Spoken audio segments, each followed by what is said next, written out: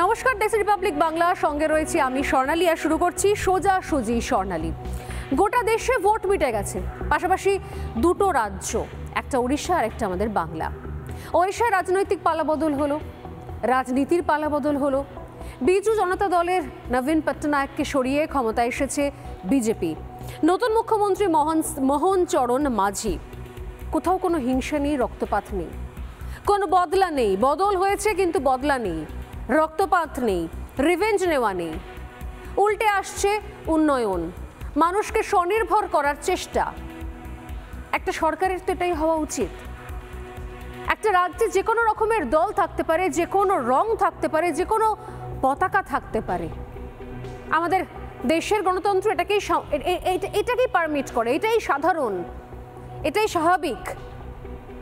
অথচ প্রতি ক্ষেত্রে রাজনীতির একটা কদর্য রূপ চেহারা আমরা দেখতে পাই এই রাজ্যের ক্ষেত্রে। এই বাংলায় রাজনৈতিক ক্ষমতার পালাবদল কিচ্ছু হয়নি, কেন্দ্রে পর্যন্ত কোনো পালাবদল হয়নি। কেন্দ্রে বিজেপি ছিল, এবারও বিজেপি আছে। রাজ্যে তৃণমূল কংগ্রেস শাসক দল, তারাই অধিক আসন পেয়ে বসে রয়েছে। আর এটা বিধানসভা নির্বাচনও নয় যে ক্ষমতা হস্তান্তর হচ্ছে, পালাবদল হচ্ছে। অথচ দিকে দিকে হিংসা, দিকে দিকে বোমাবাজি, গোলাগুলি, বিরোধীরা ঘর ছাড়া।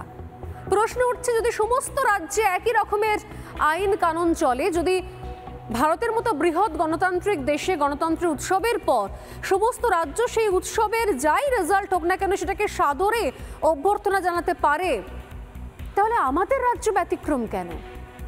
মানুষ তার ম্যান্ডেট জানিয়ে দিয়েছে, মানুষ তার মতামত জানিয়ে দিয়েছে ইভিএমে। এত আসন পেয়েছে রাজ্যের শাসক দল। তাহলে যেখানে যেখানে লিড কম ছিল, যেখানে যেখানে বিরোধীরা জিতেছে, সেই জায়গাগুলোকে খুঁজে খুঁজে সেখানে এই ধরনের বিরোধী পেটানোর দাওয়াই কেন? রাজ্যের শাসক দল কি কোথাও প্রত্যাশা করেছিল যে রাজ্যে সত্যি সত্যি 42টা আসনই তারা পাবে? সমস্ত ওয়ার্ড থেকে, সমস্ত বিধানসভা থেকে, সমস্ত অলি গলি থেকে তারাই শুধুমাত্র ভোট পাবে, তারাই লিড পাবে? এটা কি আদৌ সম্ভব? নাকি কোথাও একটা অসুস্থ গণতন্ত্রের ছবি তুলে ধরার চেষ্টা করা হচ্ছে আমাদের রাজ্যে? দেখুন,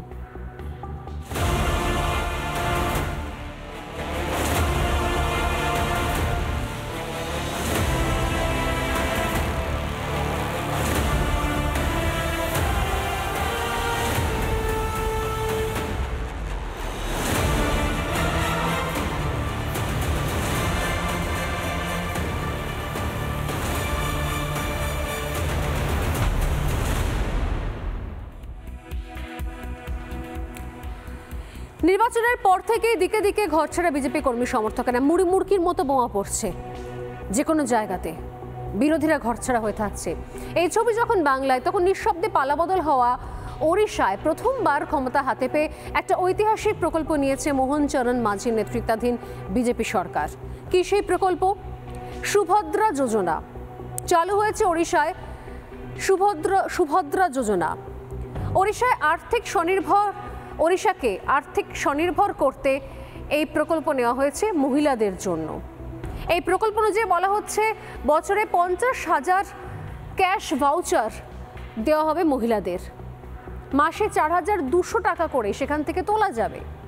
পারিবারিক আয় 2 লক্ষের মধ্যে সেক্ষেত্রে হতে হবে এবং 23 থেকে 59 বছর বয়সী মহিলারা হবেন এই প্রকল্পের আওতায় পড়বেন। তারা এই প্রকল্পের জন্য যোগ্য হবেন। প্রথম 2 বছর টাকা শোধ করতে হবে না, 2 বছর পর থেকে কিস্তিতে শোধ করতে হবে এই সুভদ্রা যোজনার টাকা। সুভদ্রা যোজনা আসলে বিনা সুদে ঋণ দেওয়ার কথা বলা হয়েছে। আমরা এখান থেকে কি দেখি, কি ছবি দেখি? মাসে মাসে 1000 টাকা লক্ষ্মীর ভাণ্ডার নয়, বছরে এককালীন 50,000 টাকা। অনেকেই গুলিয়ে ফেলছেন, বলা হচ্ছে যে এ রাজ্যে ভাতা নিয়ে এত সমস্যা, তাহলে প্রতিবেশী রাজ্যে ভাতা সেটা কি করে অ্যাকসেপ্ট করা হচ্ছে? কিন্তু বিষয়টা তো তা নয়, বিষয়টা আলাদা।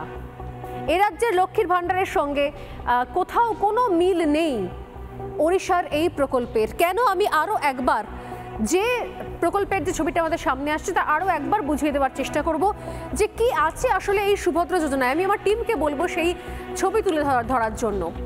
সুভদ্রা যোজনা হচ্ছে একটা স্বনির্ভর প্রকল্প মেয়েদের সশক্তিকরণের জন্য, যাতে মেয়েরা নিজেরা কাজ করতে পারে, ব্যবসা করতে পারে। স্বনির্ভর করতেই সুভদ্রা যোজনা, যেখানে আর্থিক স্বনির্ভর করতেই এই প্রকল্প মেয়েদের জন্য আসছে সুভদ্রা যোজনা। কি বলা হচ্ছে এখানে?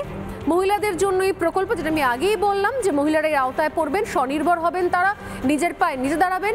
বছরে 50,000 পর্যন্ত ক্যাশ ভাউচার দেওয়া হবে এই সুভদ্রা যোজনার আওতায় যে সমস্ত মহিলারা পড়বেন তাদেরকে। সেখান থেকে মাসে 4,200 টাকা করে টাকা তোলা যাবে। আমি আবারও বলছি, এটা কোনো ভাতা নয় লক্ষ্মীর ভাণ্ডারের মতো, এটা একটা স্বনির্ভর প্রকল্প, যেখানে মাসে মাসে ওই ক্যাশ ভাউচার থেকে 4,200 টাকা করে তোলা যাবে। আর কি জানতে পারা যাচ্ছে? পারিবারিক আয় হতে হবে 2 লক্ষের মধ্যে। এমন নয় কি যে কেউ যে সে A to Z এই প্রকল্পের আওতায় পড়বেন, সেক্ষেত্রে একটা নির্দিষ্ট সীমা রয়েছে। পারিবারিক আয় 2 লক্ষের মধ্যে হতে হবে। নেক্সট আর কি ইনফরমেশন পাওয়া যাচ্ছে? 23 থেকে 59 বছর বয়সী মহিলারা এই প্রকল্পের আওতায় পড়বেন, তারাই যোগ্য হিসেবে বিবেচিত হবেন। 23 থেকে 59 বছর বয়সের যারা রয়েছেন তারা। প্রথম 2 বছর এই টাকা কোথাও শোধ করতে হবে না, 2 বছর পর থেকে একটু একটু করে তারা এই টাকা শোধ করতে পারেন।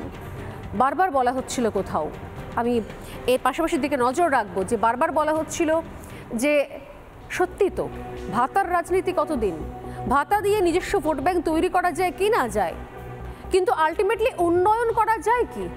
উন্নয়ন করা যায় না। যেখানে এককালীন আমরা 50,000 টাকা দেখলাম, সেই ক্যাশ ভাউচার পাওয়া যাবে, প্রতি মাসে সর্বোচ্চ 4,200 টাকা করে সেখান থেকে তুলতে পারবেন মহিলারা। পাশের রাজ্যে যখন এই প্রকল্প হচ্ছে, তখন এই রাজ্যের শাসক সেই প্রকল্পকে খোঁচা দিতে ছাড়ছে না, প্রকল্পের ভবিষ্যৎ নিয়ে প্রশ্ন তুলছেন। দেখুন ওড়িশা সরকারের এই প্রকল্প নিয়ে কি বলছেন এ রাজ্যের শাসক বিরোধী দলের নেতারা, দেখাবো একবার। দেখুন, সুভদ্রা যোজনা উড়িষ্যাতে চালু হয়েছে। বিজেপি শাসিত রাজ্য সরকার প্রথম ক্ষমতা নেওয়ার পরেই এই সুভদ্রা যোজনা চালু করেছে, যেখানে 4,200 টাকা করে মহিলাদেরকে কুপন দেওয়া হচ্ছে, যাতে সেই টাকা তারা খরচ করতে পারে মার্কেটে। উড়িষ্যাতে দেখুন, যারা বিজেপিকে ভোট দিয়েছে তারাও পাচ্ছেন মহিলারা, যারা বিজেপিকে ভোট দেননি, বিজু জনতা দলকে ভোট দিয়েছে, তারাও এই সুভদ্রা যোজনার উপকার পাচ্ছে। আমরা এইসব কথা বলা সহজ, আমরা তো দেখেছি কেন্দ্রীয় সরকার অনেক প্রকল্প নিয়েছেন, সেগুলো উঠে গেছে। সেসব প্রকল্প জনপ্রকল্প নেই। তো বেটি বাঁচাও বেটি পড়াও চলছে, কি চলছে না? শুনেছেন নামগুলো? এটা তো খুব বড় করে ঘোষণা করা হয়েছিল। এগুলো রাজনৈতিক কারণে ঘোষণা করা হয়। যে সময় সম্ভব হবে আমাদের রাজ্যে আমরা বাড়াবো আস্তে আস্তে।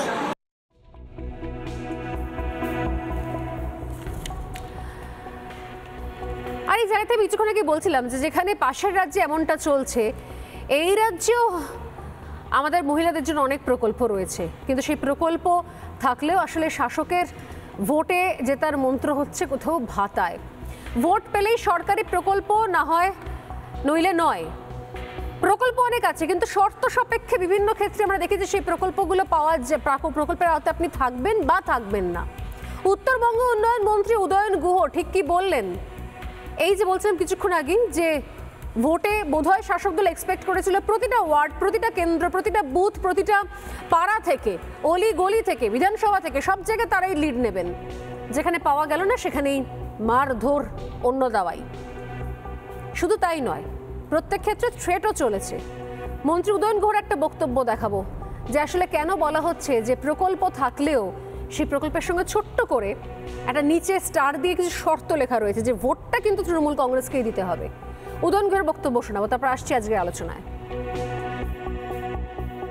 দিদির কাছে বলবো যে লক্ষ্মী ভান্ডারের ব্যাপারে আমাদের হাতে, অর্থাৎ জনপ্রতিনিধিদের হাতে কিছুমাত্র ক্ষমতা দেওয়া হোক, যাতে আমরা বেঁচে অন্ততপক্ষে এটা ভাবতে পারি যে কার লক্ষ্মীর ভান্ডারের প্রয়োজন আছে, কে লক্ষ্মীর ভান্ডার নিয়ে এই কথা বলেন যে কার বাবার টাকা দিন, তাদের একটা দেখিয়ে দিতে চাই কার বাবার টাকা দিতে। ভোট দেওয়ার সময় পদ্ম ফুলে ছাপ দেবে, তাদের ব্যাপারে নিশ্চয়ই জেলা সভাপতি সহ অন্যরা বিশেষভাবে চিন্তা করবেন। সত্যি কি আমরা অন্য কোনো রাজ্য থেকে কিছুই শিখতে পারছি না? পালা বদলও হলো না। এমন নয় যে তৃণমূল কংগ্রেস কম আসন পেলে, এমনটাও নয়।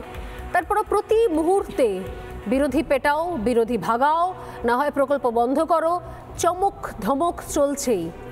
আর কবে শিখবো আমরা? ভোট তো হয়ে গেল, এত আসন পাওয়া হয়ে গেল, কিন্তু নিজেদের যে চারিত্রিক পরিচয় সেখান থেকে কেন বেরোতে পারছেন এই রাজ্যের শাসক দল? এই মুহূর্তে আমার সঙ্গে যারা রয়েছেন বিজেপি মুখপাত্র অঙ্কন দত্ত, রয়েছেন আইনজীবী এবং শাসকের পক্ষে যিনি বলবেন সুকন্যা ভট্টাচার্য, রয়েছেন রাজনৈতিক বিশ্লেষক সন্ময় ব্যানার্জি এবং রয়েছেন সিপিআইএম নেতা শতরূপ ঘোষ। প্রত্যেকেই স্বাগত রিপাবলিক বাংলা এবং সোজাসুজি স্বর্ণালীতে।